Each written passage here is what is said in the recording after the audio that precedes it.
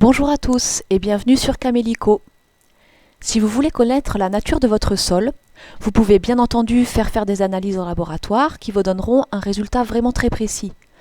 Mais ces analyses sont malheureusement un peu chères et si vous n'avez pas besoin de résultats aussi précis, vous pouvez utiliser deux techniques gratuites dont je vous présente la première aujourd'hui, l'étude des plantes bioindicatrices. Cette méthode est gratuite et surtout très facile, puisqu'il vous suffit d'ouvrir grand vos yeux et d'observer les plantes qui poussent naturellement sur votre terrain. Vous verrez que certaines sont rares, d'autres très présentes, et que certaines peuvent même à certains endroits devenir carrément envahissantes.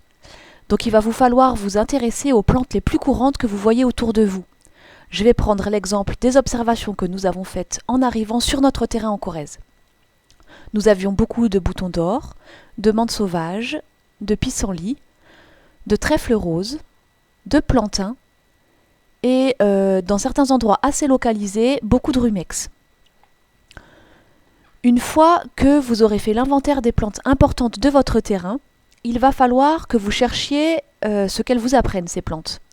Pour cela, il existe une véritable bible, c'est l'encyclopédie des plantes bioindicatrices.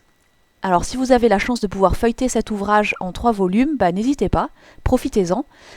Mais il est malheureusement assez cher ce livre, donc si vous ne pouvez pas mettre la main dessus, vous pouvez aussi tout simplement chercher sur internet, sur un des sites sérieux qui vous donneront déjà de très très bonnes indications sur les plantes observées et vous donneront donc une bonne indication de la nature de votre sol.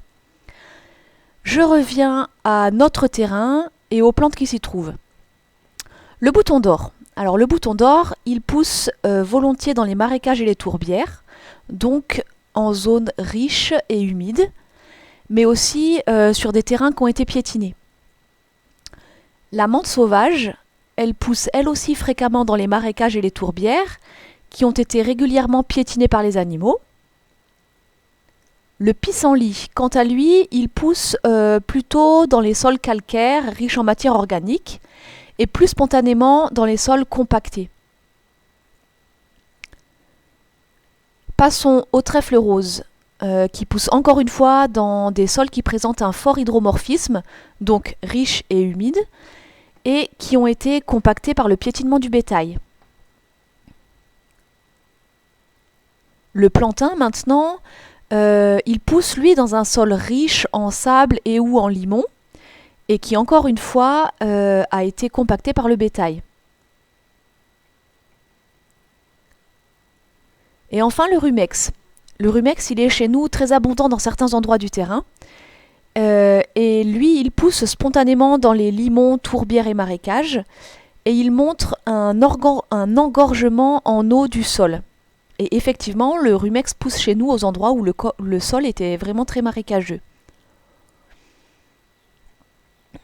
Pour résumer, ce que ces plantes nous apprennent sur notre terrain, c'est que le sol de notre terrain est riche et relativement acide, humide et même carrément marécageux à certains endroits, mais aussi qu'il a été compacté. Alors ces informations, elles sont tout à fait cohérentes avec l'histoire du terrain, puisque nous savons que dans les 20 dernières années au moins, il a été utilisé comme pré pour les vaches, qui ont donc compacté le sol en le piétinant, mais qui l'ont aussi enrichi grâce à leur déjection. Les endroits où le rumex pousse correspondent à 2 sources qui ont été bouchées par l'ancien propriétaire et où l'eau affleure donc à la surface. Et voilà, en quelques observations et recherches, nous avons d'ores et déjà une bonne indication de la nature de notre sol. Dans une prochaine vidéo, je vous montrerai une seconde méthode complètement gratuite elle aussi pour connaître la nature du sol de votre terrain. À bientôt!